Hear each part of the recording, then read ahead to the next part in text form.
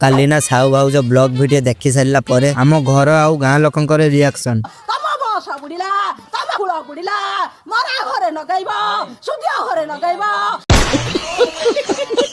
आज ना गोटे जगह टेंट काम थिला सेति पई बापा और बड़ बापा सब जिनिस टली रे लोड करि देले तापरे मु फटाफट ब्रश करिके कोन दीटा खाई देले तापरे मु मो गाड़ी नै कि फाइनली से जगह को पळे आसिले एठी तो सब मते चिड़ौछन्ते यात्रा रे साहू बाऊजंकर कोन देखिलु मो रिएक्शन भाई मुझे माफ कर दो